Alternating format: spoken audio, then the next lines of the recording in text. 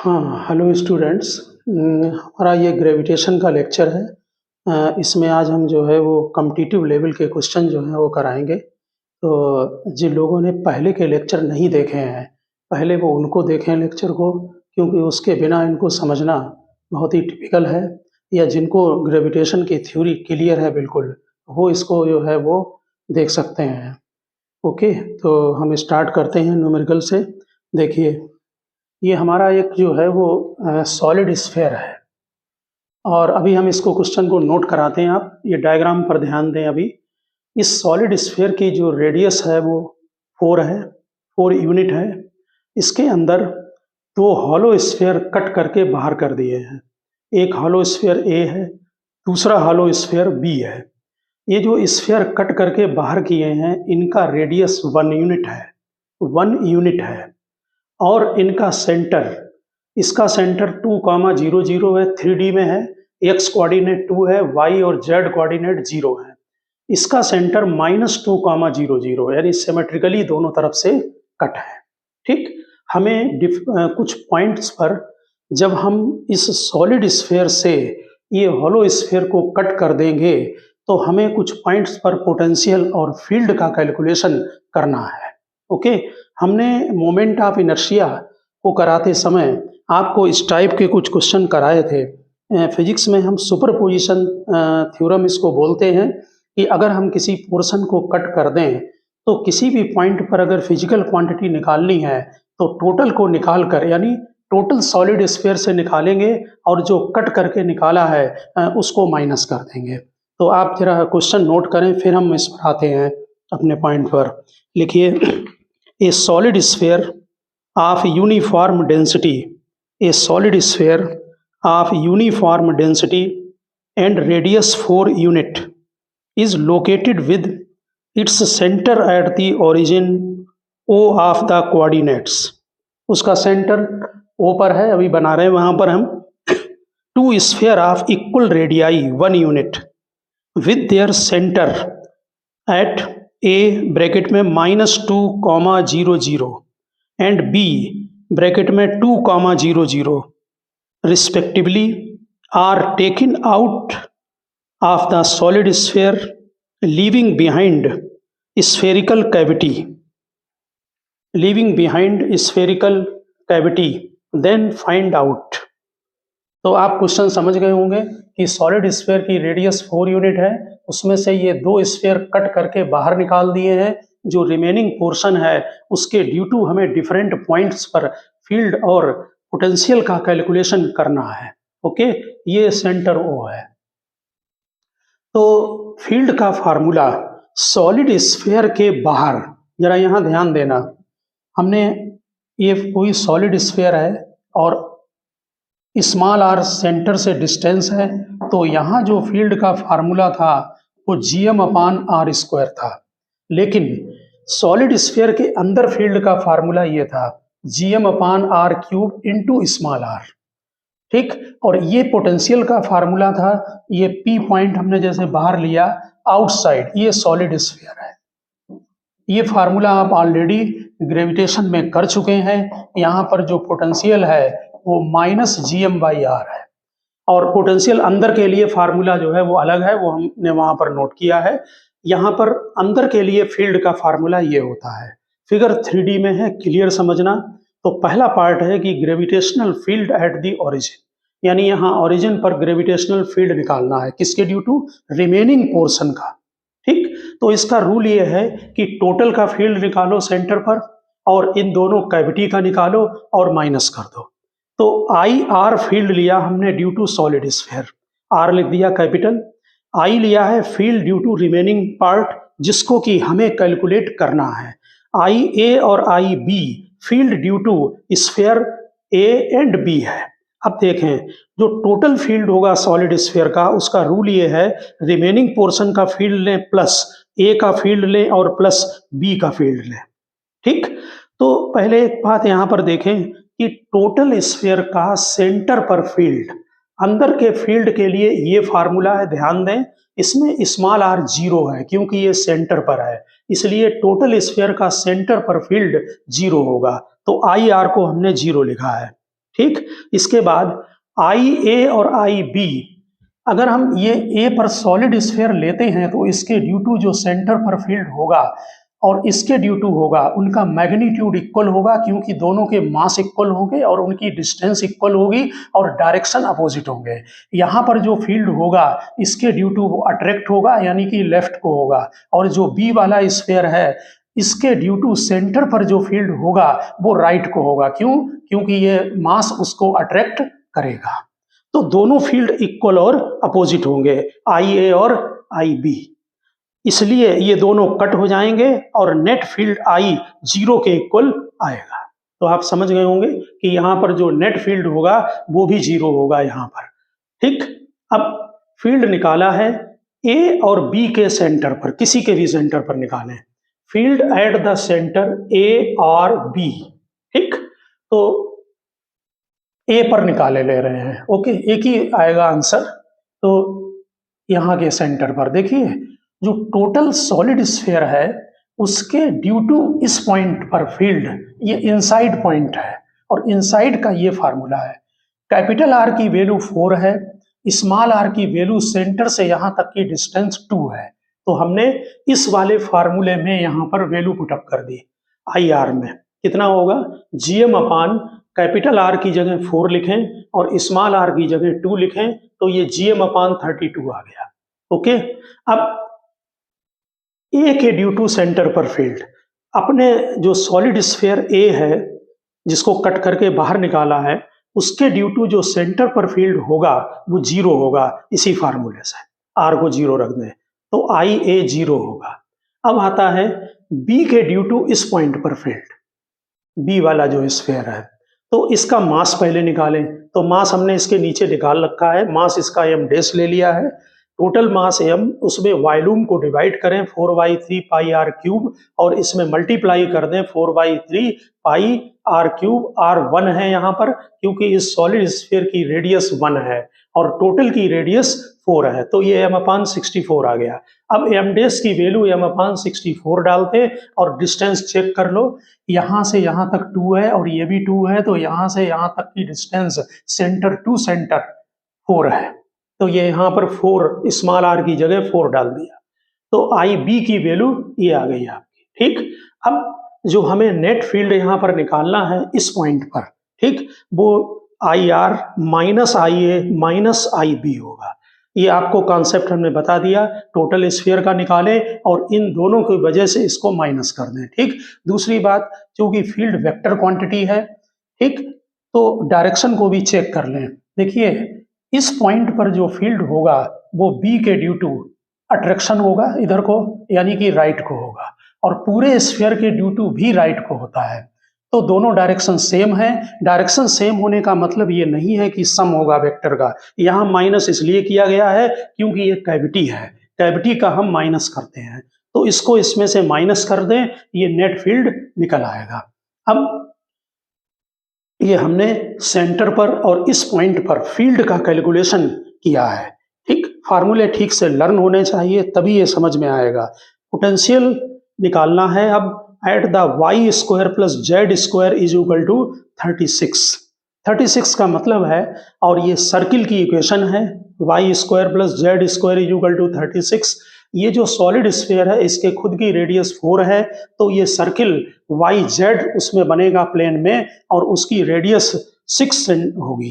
ठीक। इसको आप समझ लें, जैसे ये हमारा सॉलिड स्फीयर है तो इसके रेडियस 4 है। ठीक। एक डायरेक्शन आप x ले लें, एक y ले लें यहाँ पर और z ले लें, तो जो सर्किल आ रहा है वो ऐसे आ रहा है, यानी कि बाहर है।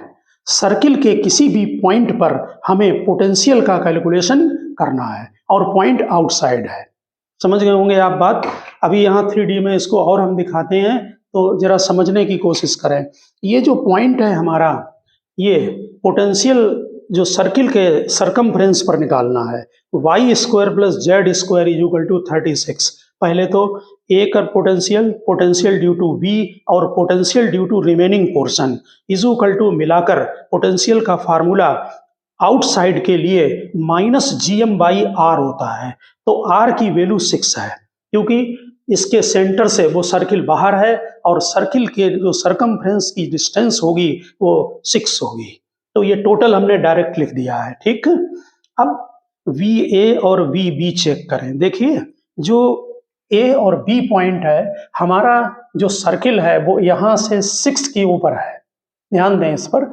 इससे सेंटर से हाइट 6 है और ये डिस्टेंस 2 है इसके सेंटर की, स्फीयर के सेंटर से। तो हमें जो डिस्टेंस चाहिए है वो ऐसे करके सर्किल है, वो ये डिस्टेंस चाहिए होगी इसके टिप से इसके सेंटर तक।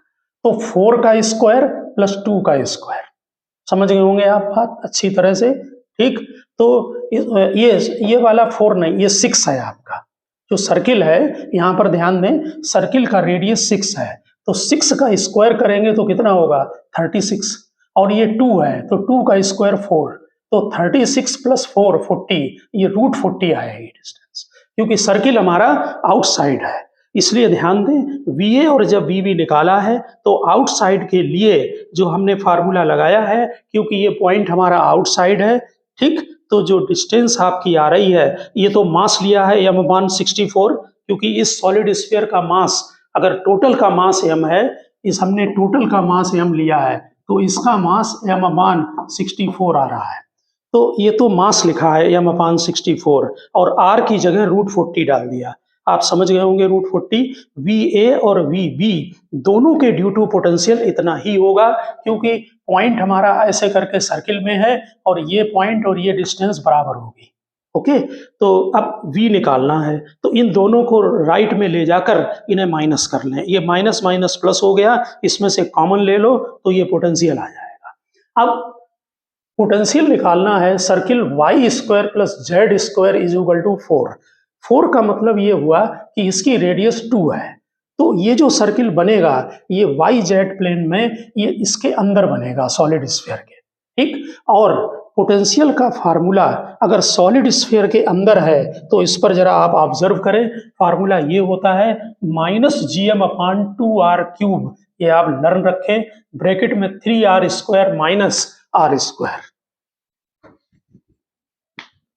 तो उसमें ध्यान दें, -gm/ कैपिटल R की जो वैल्यू है वो आपको दी हुई है यहाँ पर 4, इसकी रेडियस 4 है। ये हमने पूरे सॉलिड स्फीयर के ड्यू टू उस जो सर्किल बनेगा y² plus z² is equal to 4, 3D में है, इमेजिनेशन करें तो उसमें वैल्यू कैपिटल R डाली है 4। स्मॉल r की वैल्यू, वो जो सर्किल बनेगा उस पर ध्यान दें, उसका जो रेडियस है वो 2 है, तो स्मॉल r की वैल्यू जो सेंटर से होगी वो 2 होगी। इसलिए वहां ध्यान दें, इस वाले फार्मूले में कैपिटल R को 4 डाला है और स्मॉल r को 2 डाला है।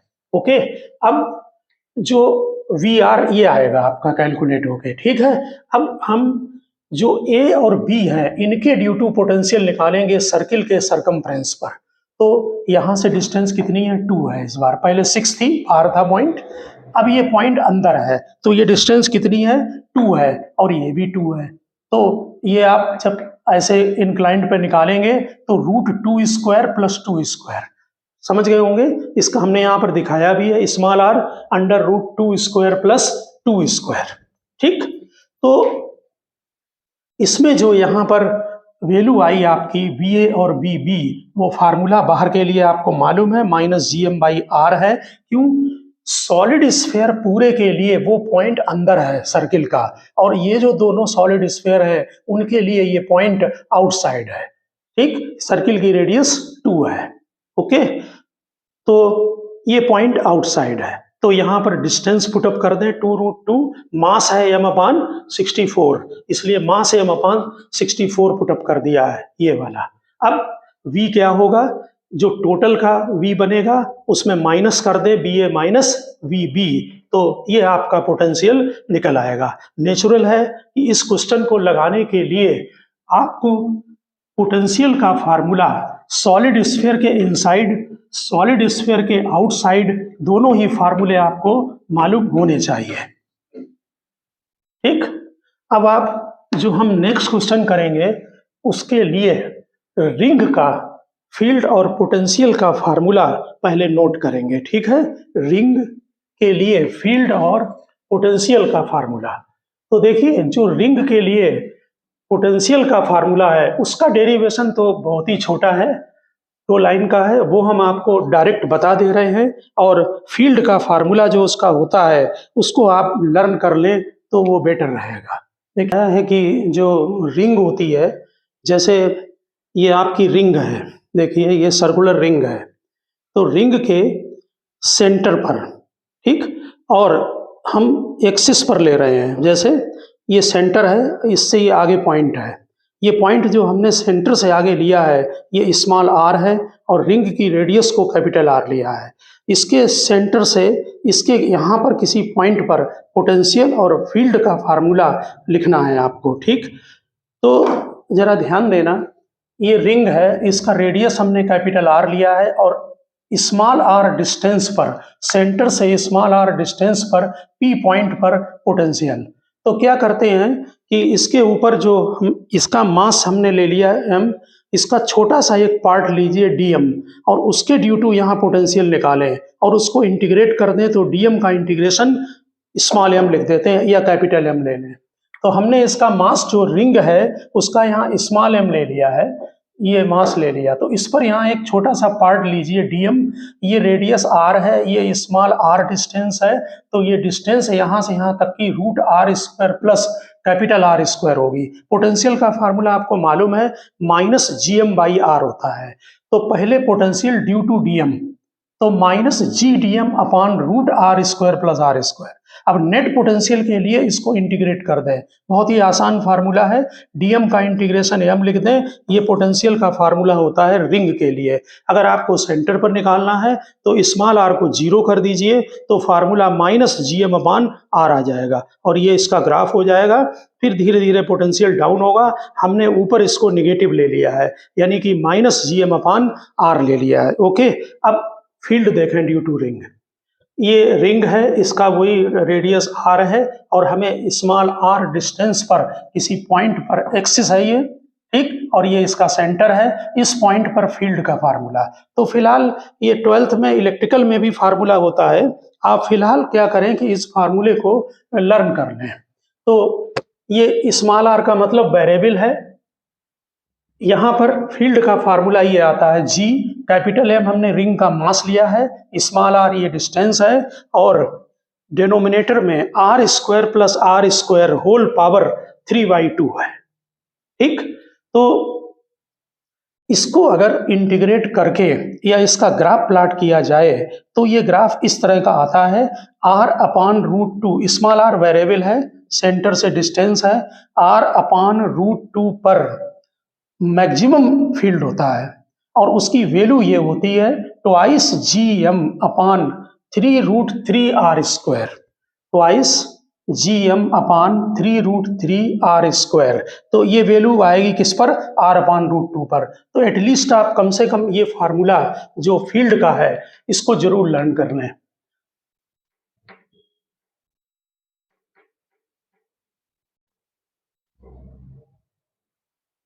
अब यहाँ पर हम जो सबसे पहले एक क्वेश्चन लेते हैं उसमें यहाँ पर इन्होंने जो है वो एक वो लिया है सॉलिड स्फीयर और एक लिया है रिंग। सॉलिड स्फीयर और रिंग के बीच में फोर्स का कैलकुलेशन करना है आपको, ठीक। तो देखें ये एक सॉलिड स्फीयर है, नेक्स्ट क्वेश्चन नोट करें, और इसके ऊपर ये रिंग रखी हुई है, ये, ठीक। सेंटर से सेंटर तक डिस्टेंस, ऊपर रिंग है, सेंटर से सेंटर तक की डिस्टेंस √3a है, ये है √3a, ठीक। और जो हमारा सॉलिड स्फीयर है उसकी जो मास है वो आप कैपिटल एम ले लें और रिंग का मास स्मॉल एम, ये कैपिटल एम, इसका मास स्मॉल एम। अब आप लैंग्वेज नोट कर लें, देखिए ये uniform ring of mass m is laying at a distance √3a from the center of sphere of mass m just over the sphere, where a is the radius of ring as well as that of sphere, यानी sphere की भी radius a है और इसकी भी radius ए है। Find the magnitude of gravitational force between them. Find the magnitude of gravitational force between them. देखिए, पहली बात तो ये कि न्यूटन का जो थर्ड लॉ है वो हर जगह एप्लीकेबल होता है। जितना फोर्स रिंग स्फीयर पर डालेगा उतना ही फोर्स स्फीयर रिंग पर डालेगा। तो इसमें दोनों मेथड लगाए जा सकते हैं। हम रिंग के ड्यू टू इस पर फोर्स निकाल लें या हम स्फीयर के ड्यू टू रिंग पर निकाल लें। तो हम इसको आपको वेरीफाई कराना चाह रहे हैं, इसलिए आप जरा ध्यान दें। हम रिंग के ड्यू टू स्फीयर पर पहले निकाल रहे हैं फोर्स। तो स्फीयर को आपको मालूम है कि स्फीयर इस तरह से बिहेव करते हैं कि जैसे उनका सारा मास सेंटर पर कंसंट्रेट हो। तो ये पूरा मास जो है वो सेंटर पर कंसंट्रेट कर दें, ये हमारा जो सेंटर ओ है, ठीक। तो ये रिंग का एक्सिस है और रिंग के एक्सिस पर अभी अभी हमने फील्ड का फार्मूला लिखा है। फील्ड में अगर हम मास को मल्टीप्लाई कर दें तो फोर्स निकल आता है, ठीक। तो ये यहाँ पर इसके ड्यू टू इस पॉइंट पर हम पहले फील्ड लिखेंगे। तो आप नोट करें डायग्राम बनाकर नीचे, field due to ring at the centre of solid sphere. Field due to ring at the centre of solid sphere, ठीक। डिस्टेंस आपको दी हुई है। अभी अभी हम लोगों ने फार्मूला लिखा था फील्ड का, जी रिंग के ड्यू टू फील्ड, तो स्मॉल एम मास आएगा रिंग का, डिस्टेंस सेंटर से सेंटर तक की जो कि आपने स्मॉल आर लिखी थी, और यहाँ डिवाइडेड बाई ये फार्मूला था आपका जो अभी आपने नोट किया था, R square plus capital R square whole power 3/2। तो जरा ध्यान दें, यहाँ पर जीएम ये डिस्टेंस यहाँ से यहाँ तक की है, तो ये √3a divided by capital R A है और ये स्मॉल आर √3a है। तो ये a square plus 3a square whole power 3/2 हो गया। चेक करें डाटा, और जो पुराना फार्मूला था उससे इसको वेरीफाई करें, ठीक। तो ये हमारा √3gm/8a स्क्वायर हो गया, √3gm/8a स्क्वायर। इसको आप सॉल्व कर लेंगे, 3 + 4 हो जाएगा, ठीक, 8a स्क्वायर। अब जब फोर्स निकालते हैं तो रूल ये है कि जब फोर्स निकालेंगे तो मास मल्टीप्लाई कर दें। हमने रिंग के ड्यू टू, ये इजी है अगर फार्मूला लर्न हो, रिंग के ड्यू टू यहाँ पर फील्ड निकाला। क्यों? क्योंकि सॉलिड स्फीयर ऐसे बिहेव करता है जैसे उसका सारा मास सेंटर पर कंसंट्रेट हो। आप समझ गए होंगे। तो इसमें फील्ड निकालकर मास को मल्टीप्लाई कर दें, किसके मास को? सॉलिड स्फीयर के, तो टोटल फोर्स निकल आएगा, ठीक। तो ये आ गया √3gmm/8a स्क्वायर, ये बन गया आपका फोर्स। दूसरा मेथड समझें। अब दूसरे मेथड में हम फोर्स निकालेंगे सॉलिड स्फीयर के ड्यू टू रिंग पर। तो देखिए, जो रिंग है आपकी, इसका मास आपको मालूम है कि सेंटर पर कंसंट्रेट होगा, तो इसमें जो फोर्स लगेगा रिंग में वो ऐसे करके इंक्लाइंड लगेगा। और एक रिंग का पार्ट ले लिया, ठीक, ध्यान देना, छोटा सा पार्ट ले लिया, इसके ड्यू टू जो फोर्स लगेगा वो यहाँ पर हम DF लिख ले रहे हैं, ठीक। ध्यान देना, ये जो एंगल है ये √3a है और ये a है, तो ये एंगल ले ले रहे हैं ऊपर वाला। ध्यान देना, ये एंगल, तो tan थीटा, अगर हम ये थीटा निकालते हैं तो परपेंडिकुलर a/a√3, ठीक, तो 30 डिग्री आया। इसका मतलब ये 60 डिग्री आएगा, ठीक। रिंग का एक एक पार्ट में फोर्स सेंटर की तरफ लगेगा। जरा यहाँ पर ध्यान देने की कोशिश करें, ये सॉलिड स्फीयर है और ये रिंग है, ओके। अब जरा ध्यान देना, हमने इस पर रख दिया है सॉलिड स्फीयर को। अब सॉलिड स्फीयर के सेंटर पर ये रिंग का पोर्शन लीजिए, ये किधर अट्रैक्ट होगा? ऐसे तिरछा सेंटर की तरफ। ये किधर अट्रैक्ट होगा? ऐसे तिरछे सेंटर की तरफ। ये भी ऐसे तिरछे सेंटर की तरफ। जो ये लाइन आ रही है इंक्लाइंड वाली, देखिए इस मास पर जो फोर्स लगेगा वो सेंटर की तरफ स्फीयर के, तो इंक्लाइंड होगा इस तरफ ऐसे, क्योंकि ऐसे होगा इधर को सेंटर, इसके दो कंपोनेंट करें, एक वर्टिकल दूसरा हॉरिजेंटल। ध्यान देना, ऐसे इसका भी ऐसे फोर्स लगेगा, एक आपका होगा हॉरिजेंटल और दूसरा होगा वर्टिकल, तो हॉरिजेंटल वाले सब मिलकर कैंसिल हो जाएंगे और वर्टिकल वाले नेट फोर्स नीचे को डालेंगे। ठीक, ये 3D में आपको निकालना आना चाहिए। इसका मतलब है कि हॉरिजेंटल कैंसिल होने का मीनिंग है कि DF cos 60 कैंसिल होगा, तो फोर्स हमारा जो लगेगा वो DF sin 60 एक्टिव फोर्स होगा, और इसको हम इंटीग्रेट कर देंगे तो नेट फोर्स निकल आएगा।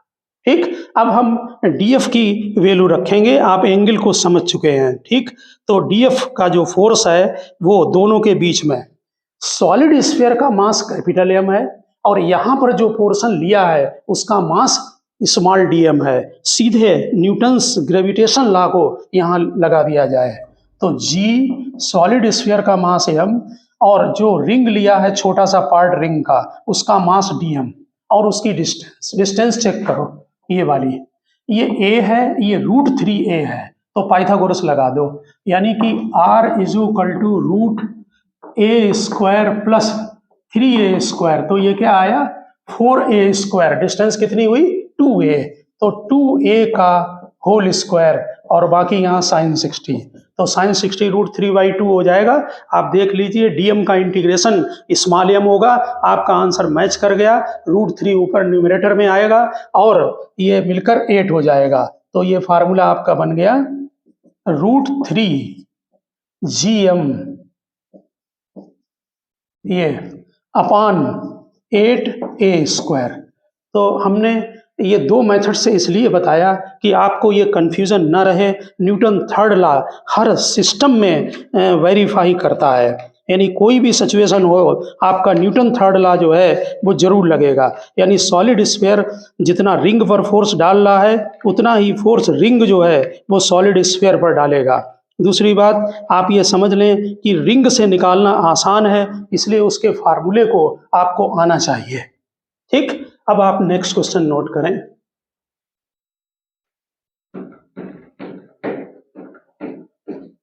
देखिए, हमने इसके पहले भी बताया था कि जो न्यूटन जो ग्रेविटेशन लॉ है वो इनवर्स स्क्वायर लॉ है, उसमें नीचे 1/r² आता है। ठीक, time period t² proportional to r³ होता है, दोनों आपस में इंटर रिलेटेड हैं। नेक्स्ट क्वेश्चन नोट करें, लिखें gravitational potential energy between 2 points is given by, gravitational potential energy between 2 points given by Gm1 m2 upon r⁻n। वैसे फार्मूला में हमारे कितने होता है, n1 होता है, माइनस Gm1 m2 अपान r। ठीक, यहां पर G कांस्टेंट है, लिखिए वो with what power of r time period of A satellite varies in circular orbit if mass of the planet is capital M। तो इन्होंने एक ही बात है, m1 m2 की जगह क्या किया कि ये तो कांस्टेंट है कैपिटल G, कैपिटल M मास ले लिया है और दूसरे का मास स्मॉल m ले लिया है और ये r⁻n है। अब आपको टाइम पीरियड का रिलेशन बताना है, तो इसके पहले भी जो हमने क्वेश्चन कराए हैं आपको उसमें हमने इसका डिस्क्रिप्शन दिया है। आप पोटेंशियल एनर्जी से पहले क्या करेंगे, पहले फोर्स निकालें, जो फिजिक्स के फार्मूले हैं ना मैकेनिक्स में वही तो लगेंगे। फोर्स से आप सेंटीपिटल फोर्स से mv²/r करेंगे और फिर टाइम पीरियड निकाल लेंगे, तो F is equal to minus du/dr। दूसरी बात, हमारा यहाँ जो पर्पज है वो Gmm तो कांस्टेंट होगा, हमारा यहाँ पर्पज r की पावर से है, ये हम ऊपर लिए गए। ठीक, तो यहाँ F प्रोपोर्शनल, इसको डिफरेंशिएट कर दो, तो जब डिफरेंशिएट करेंगे तो आपको मालूम है पावर नीचे आ जाती है, ऊपर एक पावर कम हो जाती है, तो r पावर -n-1 हो जाएगा। ठीक, आप जरा ध्यान देना, केवल r से पर्पज है, तो r को न्यूमरेटर में ले गए, -n हुआ, इसमें एक पावर को कम कर दें और वेरीफाई करते जाएं। जब हमारा n 1 होता है तो यहाँ r पावर -2 होगा, और आपको मालूम भी है कि फोर्स प्रोपोर्शनल 1/r² होता है। अब आप क्या करेंगे, इस फोर्स को सेंटीपिटल फोर्स के इक्वल कर दें।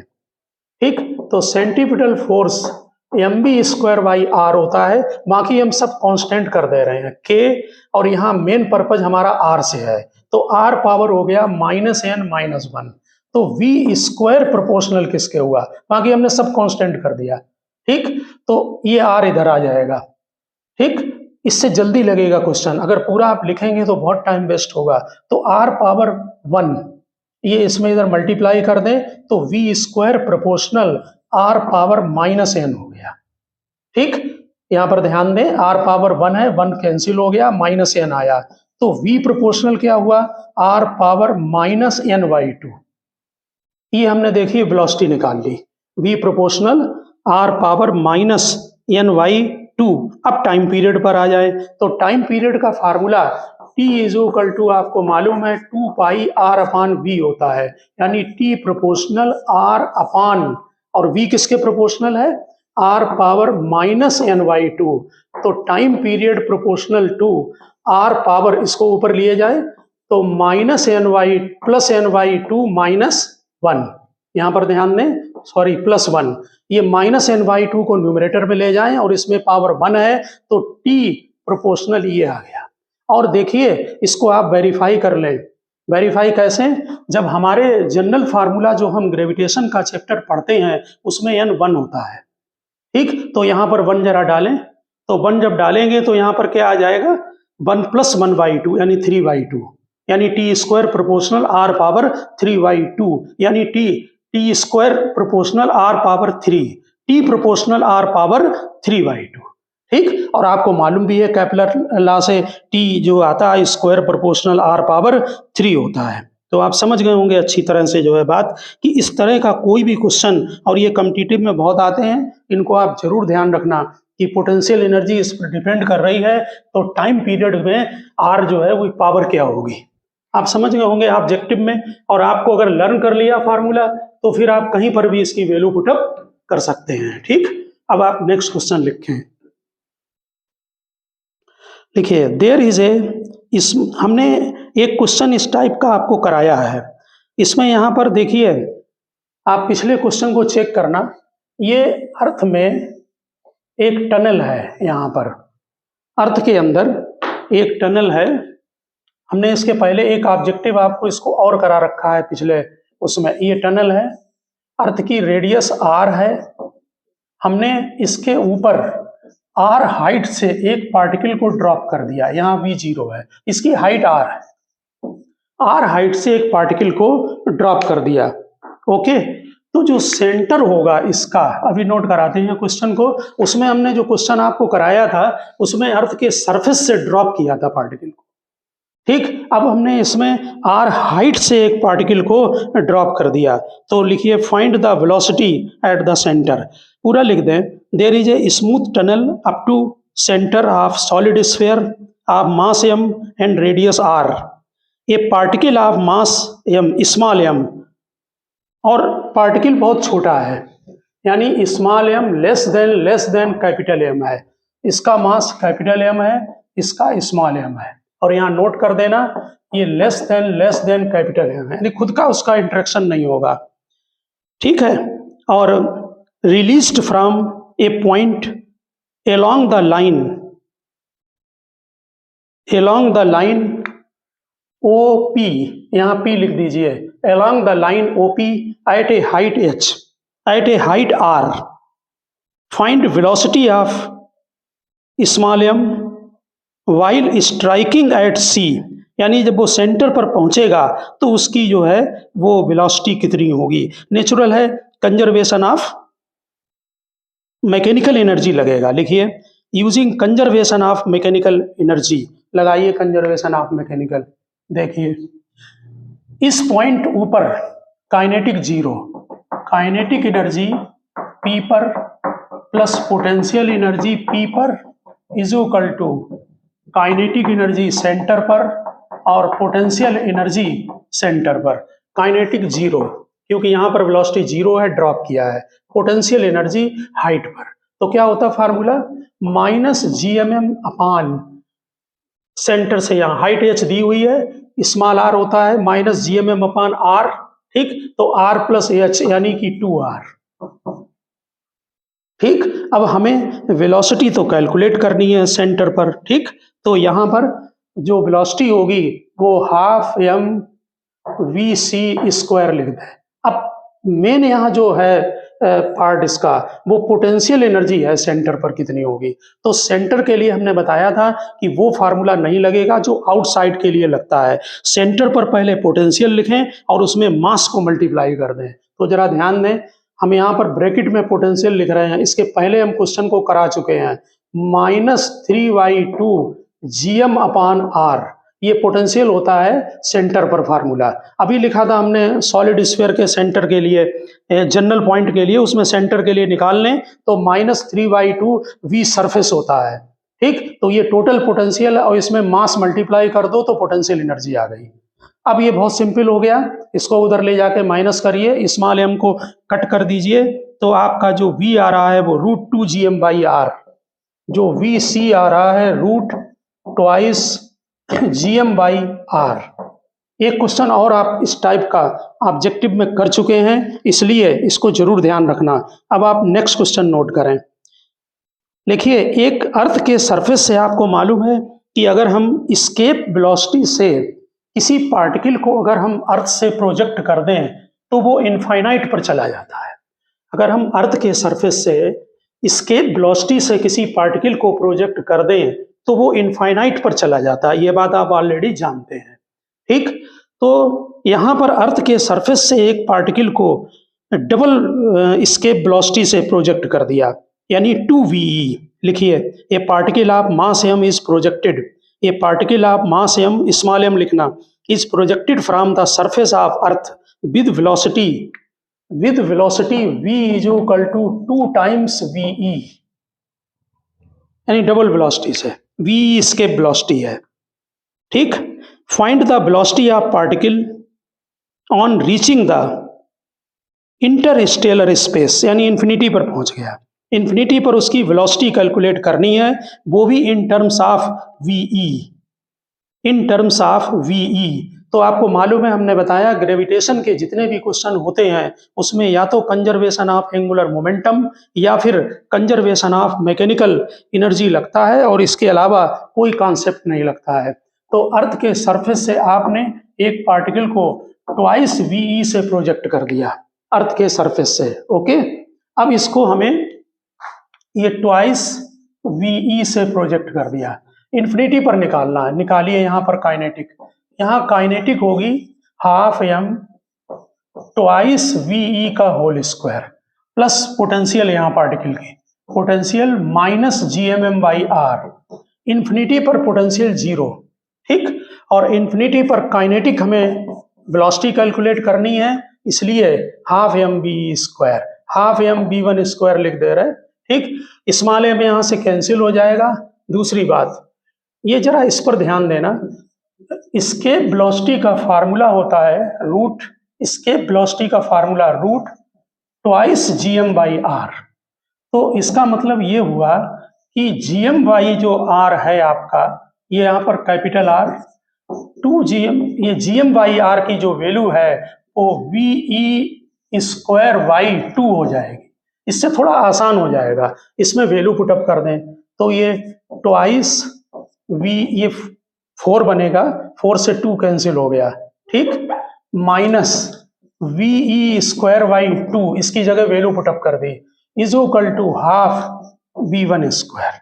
तो यहाँ पर जो V1 है वो आपका 3 टाइम्स VE आ गया, ये 4 है, 4 में से माइनस हो जाएगा, तो यानी कि इन्फिनिटी पर उसकी जो वेलोसिटी होगी वो 3 टाइम्स VE होगी, ठीक। यहाँ पर एक कॉन्सेप्ट जो है ये √3 बन जाएगा आपका, यहाँ रूट आ जाएगा, सॉरी, ये √3, ठीक, क्योंकि ये 2 एलसीएम लेंगे तो 4VE² और ये 2 कैंसिल हो जाएंगे आपके, minus VE² is equal to V1² आएगा, तो V1 is equal to √3 VE बन जाएगा, ठीक। अब यहाँ पर एक पॉइंट पर और ध्यान दें जरा, देखिए जब हम वी वेलोसिटी से प्रोजेक्ट करते हैं तो इन्फिनिटी पर काइनेटिक भी जीरो होती है और पोटेंशियल भी जीरो होती है। जरा कॉन्सेप्ट पर ध्यान दें, जब हम वी वेलोसिटी से प्रोजेक्ट करते हैं तो इन्फिनिटी पर काइनेटिक भी जीरो, पोटेंशियल भी जीरो।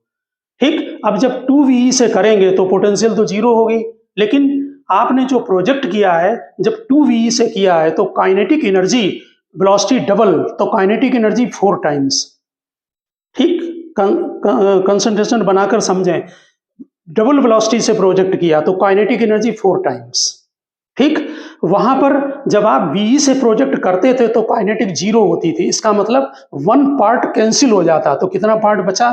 3 पार्ट बचा काइनेटिक एनर्जी का। और काइनेटिक एनर्जी का जब 3 पार्ट बच गया तो इसका मतलब है कि वेलोसिटी √3 टाइम्स होगी।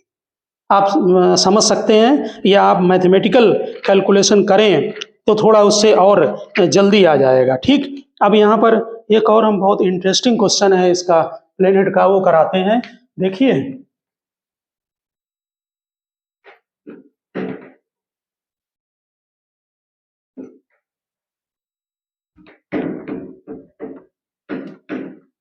इसको जरा क्वेश्चन को समझने की कोशिश करें। एक प्लेनेट है जो सन के चारों तरफ रिवॉल्व कर रहा है, उसका जो टाइम पीरियड है वो टी है। अब वो प्लेनेट जो है वो सडनली स्टॉप हो गया। ध्यान दें, सन के चारों तरफ एक प्लेनेट, ये क्वेश्चन में गिवन है, अभी नोट कराएंगे, सर्कुलर ऑर्बिट में मूव कर रहा है। ठीक, और उसका टाइम पीरियड टी है। ये सन और ये यहां पर प्लेनेट, ये प्लेनेट रिवॉल्व कर रहा है, यहां पर ये सडनली स्टॉप कर गया, यानी कि वेलोसिटी यहां पर जीरो हो गई। तो ये पूछ रहा है कि ये यहां पर जब पहुंचेगा सन के सेंटर पर तो कितना टाइम लगेगा। इसमें इन्होंने क्या किया कि इसकी जो वेलोसिटी है, टाइम पीरियड, वो तो टी ले लिया है, टी के टर्म्स में हमें ड्राइव करना है। अब पहले आप नोट कर लें जरा क्वेश्चन को, लिखिए, if a planet was suddenly stopped in its orbit, supposed to be circular, so that it would fall onto the sun in a time √2y8 into time period of planet of revolution.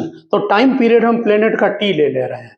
ठीक, ये हमें drive करना है। तो इसमें इन्होंने एक assumption लिया है, कैपलर लॉ को लगाया है।